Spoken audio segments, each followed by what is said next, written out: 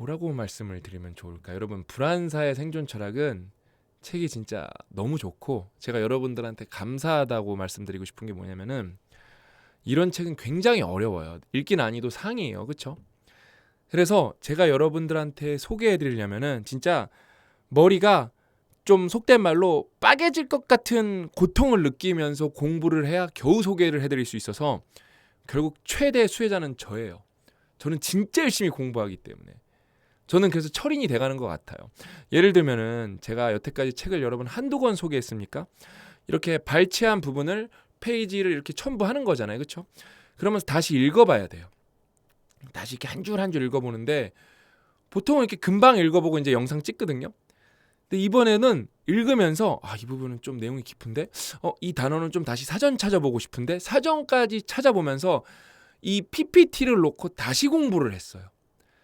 그러고 나니까 진짜 내용이 깊구나. 너무 좋다. 그러면서 여러분들한테 소개하면서 되게 신나요. 오늘 두 번째 시간, 불행한 감정은 오로지 본인 책임이다. 어떤 내용일까요? 우리가 또 철학자들한테 인생을 또 배워볼 거거든요. 여러분, 불안사의 생존 철학은 철인 독서입니다. 원래는 대국민 필독서여야 되는데, 예전에는 이런 책을 대국민 필독서로 뽑았어요. 실제로 굉장히 어려운 책을. 근데 읽기 난이도가 상이에요. 상. 너무 높아요.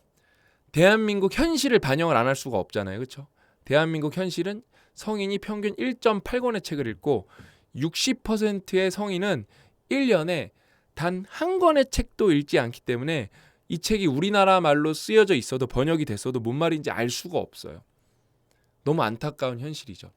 그래서 그런 현실을 반영해서 철인 독서다, 읽기 난이도가 상이다, 이거를 명시해 드리는 거예요. 근데 여러분, 이런 책 읽어보셔야 돼요. 제가 지난 시간에 말씀드렸잖아요. 그러니까 우리가 육체적으로 극한에 도전하는 건 명백해. 마라톤 완주. 와, 사람들 나 철인 3종 경기, 나 뭐 에베레스트 산 올라 타기래. 너무 다 알아. 그거에 대해서. 그게 너무 힘들다는 거. 근데 어려운 책을 읽는 거에 대해서는 감이 없어요. 근데 그거는 육체적 도전만큼 진짜 정신적 도전도 굉장히 중요하고 굉장히 힘든 거고, 여러분들한테 굉장히 많은 걸 선물해 주거든요. 심지어 안티프레지래. 왜냐면은 육체적 도전은 하다가 정말 극한의 도전은 위험할 수가 있잖아요. 근데 책은 진짜 머리가 빠개질 것 같지만 그렇게 물리적으로 위험한 건 없거든요. 그래서 저는 여러분들이 이 책을 읽고 한 20쪽 30쪽 읽었어? 근데도 뭔 말인지 모르겠어. 괜찮은 거예요. 괜찮은 거예요. 그래서 제가 정말 이악 물고 이 책을 3번 정도, 진짜 밑줄 부분만 다시 읽은 걸 따지면 3번 더 읽었고, 여러분이랑 같이 독서 모임을 하자는 거예요. 불안사의 생존 철학. 여러분, 진짜 이 책을 읽으면서 제 뒤통수가 깨질 뻔했어요. 너무 많이 맞아갖고. 우리의 뇌를 깨우는 책이에요. 저는 여러분 가제본으로 2번 읽었고, 그 다음에 이제 이게 여러분들이 시중에서 만나는 실제 책이에요. 요걸로 1번 읽었고, 밑줄 그은 건 다시 읽었으니까 정말 3.X번 정도 읽었고, 그 다음에 여기 여러분 숫자 적어놓은 거는 제가 이제 3번째 읽을 때 요거는 꼭 유튜브에서 여러분들이랑 같이 공부해보고 싶다, 그 페이지를 적은 거거든요. 여기 적힌 페이지만 한 6, 70페이지 되더라고요, 보니까. 근데 이거를 다 소개해드릴 수는 없을 것 같아요. 왜냐면은 제가 좀 그래도 완벽하게 이해되고, 이거는 진짜 반드시 꼭 알아야겠다. 사실 여러분, 접은 부분은 한 진짜 100페이지 되는 것 같아요. 300쪽인데 3쪽당 한 꼴로 접었어요. 그만큼 생각할 게 많습니다. 정말 뼈 때리는 부분도 많고. 그래서 정말 많은 분들이 도전해 보셨으면 좋겠고, 목차가 예술이에요. 이성 지키기. 그러니까 역사를 쭉 훑으면서 지금 현 시대랑 비교하면서 우리가 무엇을 배울 건가? 우리 인류는 어떤 문제에 봉착했고 어떤 사유를 통해서 그 문제를 풀어갔는가? 이걸 얘기해 주는 거거든요. 철학의 역사죠. 이성 지키기, 스스로 자유 창조하기, 인간 되기, 자신을 유지하기. 그러니까 이 목차가 너무 훌륭한 게, 우리가 이성적으로 행동을 하고 있나요? 아닌 게 너무 많거든요. 너무 그런 걸 어렵지 않게 볼 수 있거든요. 근데 우리는 스스로 자유롭다고 말할 수 있나요? 오늘 그 부분을 얘기해 볼 거예요. 오늘 소개해드릴 내용은 에피텍토스의 자초한 노예, 요 파트예요. 그다음에 인간 되기, 그 다음에 자신을 유지하기. 너무 좋습니다. 그래서 본론으로 들어가 보면은 여러분, 한 문장 한 문장, 요번은 좀 쉬울 수도 있어요. 근데 뒤에는 되게 어려워요. 세네카는 현자는 스스로 만족한다라고 했다. 저는 진짜 이 말이 너무 가슴에 와닿아요. 다시 말해 행복을 외부 수단에 의존하지 않는다는 것이다. 대한민국은 여러분 불행해요. 왜냐하면 행복을 너무 진짜 외부 수단에 의존하고 있고 거기에 종속됐어요. 그게 다음 페이지에 또 설명이 자세하게 나오거든요. 현자는 많은 것을 소유할 수 있으나 소유에 동의하지 않고 소유한 것을 잃을까 두려워하지 않으며 소유한 것에 의존하지 않으며 모든 것을 잃은 채로도 스스로 존속할 준비가 되어 있다. 그러니까 제가 여러분 이게 단계가 있는데 예를 들면 그 얘기 해드리고 싶네요. 그게 뭐냐면은 소위 말하는 명품, 저는 사치품이라고 하거든요. 사치품, 그러니까 디자이너 굿즈 아니면 럭셔리 브랜드죠, 그렇죠? 사치품은 여러분 사도 돼요.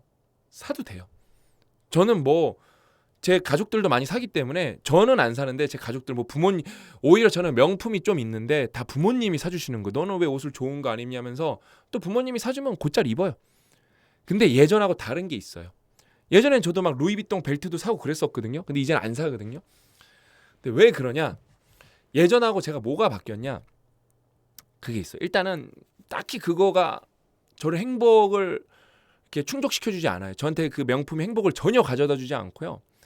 그다음에 예전에는 저는 그걸 입는 게 불행하다는 걸 몰랐어요. 왜? 없는 돈에 그걸 자랑하려고 산 거예요. 남한테 보여주려고. 나를 위해서 산 게 아니라 남한테 보여주려고 산 거예요. 제가 만약에 장님이었으면은 그걸 샀을까요? 반대로 세상의 모든 사람이 장님이야. 제가 명품을 샀을까요? 죽어도 안 샀을 거예요. 남한테 보여주려고 산 거예요. 그래서 그걸 산 거에서 내 소득 대비 엄청나게 돈을 썼으면서 만족을 못했고, 제일 문제는 뭐냐면은 그게 비싸잖아요. 스크래치 날까봐, 망가질까봐 걱정을 해. 사실 거기에 본질이 아무것도 없어. 심지어 원가 자체는 그렇게 비싸지도 않아. 그 뭐 까르모식인가 까르띠에인가 뭔지 모르겠는데 어떤 브랜드인지 모르겠는데 되게 유명한 브랜드예요. 그 브랜드는 정확하게 모르겠어요. 그거 명품이라서 막 장인의 정신 그런 거 없는 거 들통났잖아요. 그 중국인 노동자 불법 노동자 가다 놓고 500만 원짜리 백인데 원가 23만 원이었다. 뭐 근데 마케팅 비용 브랜드 유지 비용에서 들어가는 게 있겠지만 실제로 명품은 그런 게 아니라니까요. 명품은 그런 게 아니에요. 실제로 내가 원가 23만 원짜리를 브랜딩이라는 거에 혹해서 사서 500만 원 주고 사서 이게 스크래치 나면 그날 하루는 망쳐온 거야. 그날 하루만 망쳤겠어요? 삶이 망가져. 뭐 때문에? 그 쓸모없는 물건 때문에. 근데 여러분 누가 명품을 사도 되고 누가 사치품을 사도 되냐? 그거 만약에 물에 젖어서 버려. 그러면 사도 돼요. 그러면 저는 사도 된다고 봐. 왜? 그거에 내 삶이 종속되지 않잖아요. 그렇죠? 그게 뒷부분에 또 나와요. 그 다음에 이제 세금 내는 거. 제가 이제 삼성 디스플레이 개발실에서 일하다가 나와서 개인 사업을 해서 큰 돈을 번 다음에 세금을 내고 처음으로 세금을 1억 넘게 낼 때 와 세금을 이렇게 많이 낸다고? 세금 플러스 의료보험은 진짜 장난 아니에요. 막 의료보험이 한 달에 200만 원씩 넘게 나가니까 야 이거 200만 원을 벌어도 좋을 것 같은데 200만 원을 내가 병원을 내가 한 달에 한 번도 안 가는데 의료보험을 200만 원 낸다고? 충격적이었어요. 그게 저한테 솔직히 스트레스를 줬어요. 이게 돈 많이 버신 분들은 다 겪는 내용이에요. 근데 저는 그거에 이제 스트레스가 없어요. 의료보험 많이 내면 누군가가 그걸로 건강을 이렇게 보존할 수 있고 건강을 이렇게 아픈 부분을 치료할 수 있고 세금 내면은 이게 내가 세금을 많이 내야 심지어 몇 법 측에서 위에 있는 사람들이 많이 내야 국가가 유지되니까 국가가 유지가 돼야 제가 갖고 있는 부도 의미가 있는 거거든요. 그래서 세금 내는 거에 스트레스를 받은 적이 1도 없어요. 그러면서 저는 스스로 만족하기 시작했고 제 행복을 찾기 시작했어요. 좋죠? 여러분 이 책 무조건 읽어보셔야 됩니다.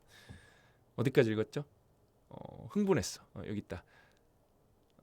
현자는 타인의 분노와 모욕을 느낄 수 있지만 당연히 느낄 수 있어요. 그거를 경멸로 내고 무시하라는 거예요. 영혼의 위대함으로 큰 그림으로 오만함을 받아들여야 된대요. 말 자체가 진짜 한 문장 한 문장이 어려워요. 근데 멋있어. 어렵기 때문에 멋있어. 우리가 겪는 악은 대부분 우리 자신에게서 비롯된다. 진짜 철학적이야, 그렇죠? 악은 사물 자체에서가 아니라 우리가 사물에 내리는 판단에서 오기 때문이다. 근데 저는 이 부분에 한 80%만 동의하는 것 같아요. 절대 악도 있다고 봐요, 저는요. 절대 악도 있다고 봐요. 그 다음에 다시 말해 자신이 무엇에 의존하고 무엇에 의존하지 않는지 알지 못하면 자유롭게 살 수 없다. 실제 요 가제본을 읽을 때는 여기 막 밑줄을 막 미친 듯이 쳤어요. 이거는 이제 새 책이라서 보기 좋게 이렇게 표시만 한 건데 제가 2번 더 읽어드릴게요. 다시 말해 자신이 무엇에 의존하고 무엇에 의존하지 않는지 알지 못하면은 자유롭게 살 수 없다. 다시 말해 자신이 무엇에 의존하고 무엇에 의존하지 않는지 알지 못하면은 자유롭게 살 수 없다. 이거 진짜 중요한 말이에요. 뭐에 우리는 의존해야 되죠? 퓨처 셀프에 의존해야 되는 거예요. 그러니까 왜 타인의 시선, 엉뚱한 것들에 의존하는 순간 불행해져요. 근데 내가 그거에 의존하고 있는지를 몰라. 그럼 불행한 정도가 아니라 지옥에 사는 거예요. 지옥. 거기서 못 나. 못 나. 대한민국이 진짜 저는 이 책 다 읽어봐. 최악이야 진짜. 대한민국이 다 있는데 소프트웨어가 없거든요. 그중에서 철학이 제일 없어요. 부조리하다는 이유로 실망하거나 좌절하거나 불행해질 수 있지만 반드시 스스로 이 부조리와 싸워야 하며 무엇보다 불행을 유발하는 감정을 키우지 않도록 해야 한다. 그러니까 부조리랑 싸워야 되는데 거기서 불행한 감정은 키우지 말자는 거예요. 안 키울 수 있다는 거예요. 불행한 감정은 오로지 본인 책임이다. 이거랑도 연결되죠? 그러니까 우리가 겪는 악은 대부분 우리 자신에게서 비롯되는 거니까 악 때문에 힘들거나 슬플 거잖아요. 그러니까 불행한 감정은 오로지 우리 책임이겠죠. 그렇죠? 그런데 우리는 종속관계, 뭐에 속하는 거예요? 종속. 그렇죠? 만드는 외부 요인에 의존하기도 한다. 그러니까 외부 요인에 종속이 어디에 그러니까 귀속되는 거예요. 종속관계는 소유 욕망이 충족될 때는 쾌락을 주지만 종속관계가 일상생활의 일부가 되어버리는 바람에는 더는 특별한 즐거움을 제공하지 않게 되며 우리는 불행에 노출된다. 그러니까 여러분 우리가 사실 예전에는 뭐 요만큼 됐으면 좋겠어. 요만큼 됐으면 좋겠어. 그러니까 대한민국이 GDP도 올라가고 인프라도 좋아졌고 문화도 좋아졌어요. 되게 우리가 20년, 30년 전에 꿈꿨던 대한민국이 어느 정도 모습을 갖췄거든요. 근데 그게 일상이 되면서 그게 목표일 때가 차라리 진짜 여러분 퓨처 셀프 얘기를 안 꺼낼 수가 없는 거예요. 이게 여러분 소유가 현실이 되죠. 차라리 아까 명품을 갖고 싶을 때 사는 순간이 제일 행복할 거예요. 사고 나면은 행복도가 이렇게 쭉 떨어지기 시작합니다. 소유 욕망이 충족이 돼버렸기 때문에 일상이 돼버렸기 때문에 옛날엔 그게 내 목표였는데 그래서 또 사는 거야. 근데 또 어때? 쭉 또 떨어져. 그렇게 되는 거예요. 아리스토텔레스가 제대로 이해했던 바와 같이 우리는 최소한의 부나 최소한의 권력 없이 행복해질 수 없다면은 타인이 나를 존경하지 않는 한 행복해질 수 없다면 타인의 시선이죠.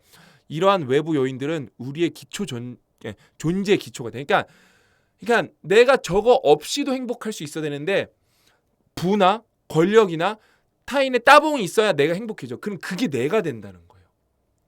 더 이상 내가 없는 거예요. 왜? 저게 있어야만 내가 행복해져야 나를 느끼고 나를 인지할 거잖아요. 그렇죠? 행복하려고 사는 건데 저게 행복의 기초가 돼. 그게 내 존재의 기초가 된 거예요. 이게 여러분 한 문장 한 문장 읽기가 어려워서 제가 읽으면서도 지금 준비하면서도 몇 번을 다시 읽었어요. 우리는 모든 자율성을 상실한다. 외부 요건이 내가 됐어. 그럼 내 마음대로 컨트롤이 돼요, 안 돼요? 자율성을 상실해요. 우리 기초 욕구가 뭐예요? 통제감, 자율성이에요. 성장하려는 욕구, 소속되려는 욕구예요. 그러니까 여러분 진짜 이게 자율성 잃으면은 통제감을 잃으면 다 잃은 거예요. 이거 어디서 배웠어요? 강인함임에서 배웠잖아요, 그렇죠? 따라서 삶의 기회와 모든 통제권 얘기가 나오네. 제가 왜냐면 이거 뭐 생각났네, 그렇죠? 자율성 얘기하면서 이거 통제감으로 이게 전환시켜서 말한 건데 통제권 얘기가 안 나올 수가 없어요. 삶의 기회와 모든 통제권을 잃게 되면 어때요? 행복할 수가 없는 거예요.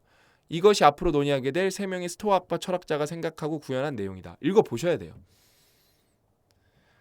없는 것에 대해 불평하는 대신 있는 것을 즐기며 헛된 욕망을 피하면 현자는 행복에 도달할 수 있다.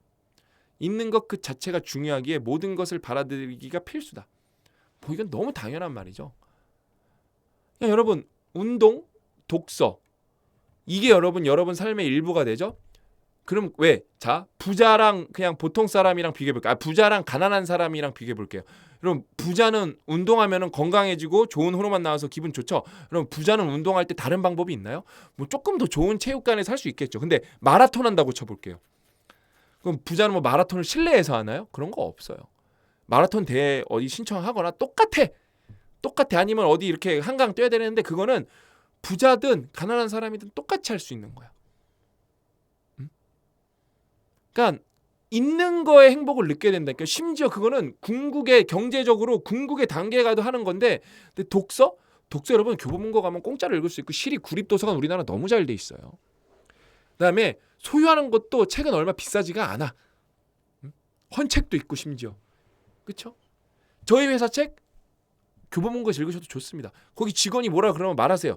여기 창업주가, 여기 대표가 이거 여기 읽어도 뭐라 그러지 말라 그랬다. 그럼 거기는 할 말이 없어. 저희 책이에요. 여러분 그거 그래서 꾸겨지죠? 그럼 교보문고가 아유 이거 이제 우리 손실 났네 그렇게 하는 거 아니에요. 우리한테 보내요 택배로. 손실은 저희 출판사가 고스란히 떠하는 거예요. 그러니까 거기서 읽으셔도 돼요. 스토아파를 숙명론으로 인식하는 이유는 보편적 필연성에서 발생하는 모든 것을 받아들이기 때문이다. 좀 어렵죠, 그렇죠 말이? 또한 권력과 부가 모든 인간 존재를 지배하는 시대에 너무 안타까운 말이에요. 권력과 부가 모든 인간을 존재하는 시대에 우리에게 꼭 필요한 것이 아닌 외부 재와 모든 종속 관계를 끊으면서 자존하고자 하는 강렬한 열망을 표명했다. 그러므로 길을 잃지 말아라. 길을 잃으면 모든 것을 잃게 된다. 돈 많아. 그러니까 저는 여러분 가끔 뉴스에 충격적인 뉴스들이 나오잖아요. 그러니까 이런 재벌들이 극단적 선택을 해. 막 돈이 막 몇 조가 있는 사람들이 극단적 선택을 해. 황당하잖아요. 우리는 저 돈 있으면 그냥 맨날 놀면서 맨날 여행 다니면서 맨날 맛있는 거 먹으면서 즐겁게 살 수 있을 것 같은데 그렇죠? 근데 어쨌든 그 사람들에게는 어떤 일이 벌어진 거예요? 길을 잃은 거예요. 길을 잃으니까 그분들은 어떻게 된 거예요? 너무 슬프게도 모든 것을 잃는 거예요.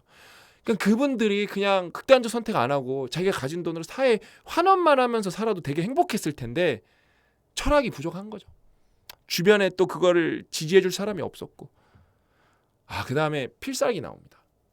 쾌락과 행복을 혼동하지 말라.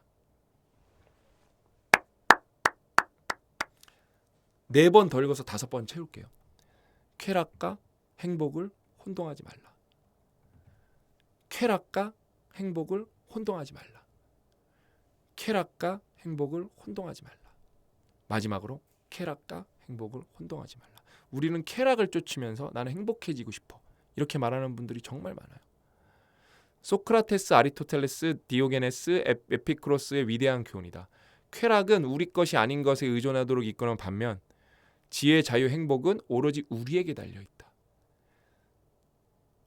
세네카에게 이것은 결코 추상적 관념이 아니었다. 이 뒤에 읽어보셔야 되는데 이 말도 좋은 거예요. 그러니까 이게 되게 추상적인 개념들이잖아요. 근데 세네카한테는 이게 결코 추상적인 개념도 아니었다는 거예요. 진짜 여러분 한 10분 찍은 줄 알았거든요. 영상 18분 찍었네요. 18분. 완전 진짜 몰입해갖고 무아지경이었던 것 같아요. 여러분 철인 독서 사실 대국민 필독서인데 읽기 난이도가 상이다. 그래서 이제는 제가 시대상을 반영해서 무조건 대국민 필독서라고 하지 않는다. 근데 퀄리티랑 모든 면에서는 완벽한 책이다. 근데 읽으면 어떻다? 이거 뭔 말이지? 그럴 수 있다. 괜찮다. 달리기 했는데 숨차서 포기해. 그럼 다음날 안 뛸 거예요? 그렇게 뛰다 보면 어떻게 5km, 10km 안주할 수 있는 거거든요. 우린 철인 독서 해야 됩니다. 철인은 뭐다? 철학적으로 조예가 깊은 사람. 또 다른 뜻이 뭐다? 정말 지혜로운 사람. 그 철인 정치라는 말도 있었잖아요. 그렇죠? 그 다음에 뭐예요? 철인은 또 다른 한자어로 뭐가 있어요? 강한 사람. 육체적으로 강한인데 저는 정신적으로도 강한 사람을 철인이라고 하고 싶습니다. 우리의 뇌를 깨우는 책. 그 다음에 여러분 아까 여기서 그럼 우리가 종속되잖아요. 어디에 그쵸? 그걸 끊어야 되잖아요. 그 마음의 기술에 그런 진짜 대국민 필독서 예술이잖아요. 여러분. 마음의 기술에 여러분들이 정말 자율성을 찾을 수 있는 뇌과학과 심리학이 예를 들면 시차기법만 잘 써도 대박이에요. 시차기법만 저 요즘에 잘 쓰고 있거든요. 시차기법만 잘 써도 대박입니다. 그 다음에 여러분이 결국에는 행복해지려면 뇌를 바꿔야 돼요. 여기 많이 나오고요. 그 다음에 아까 자연스럽게 강인함임 얘기 나왔죠. 이것도 대국민 필독서였죠. 무조건 읽어보세요. 무조건. 너무 좋습니다. 진짜 너무 좋아요.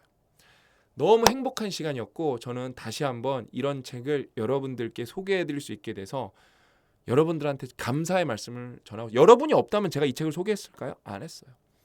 그다음에 여러분 덕분에 이 책을 마지막에 읽는 게, 제가 이 PPT에다가 첨부한 다음에 읽는 게 저한테 최종 공부인 것 같거든요. 그때 진짜 완벽하게 이해가 되는 것 같아요. 왜? 이제 스탠바이고 여러분들한테 설명하기 직전이기 때문에 그때 집중력이 200%로 올라가거든요. 그래서 여러분들도 책 읽고 꼭 서평 쓰셨으면 좋겠습니다. 오늘 이야기는 여기까지고 다음 시간에 또 좋은 내용과 영상으로 여러분을 찾아뵙겠다고 약속드리면서 저는 여기서 물러가도록 하겠습니다. 또 만나요.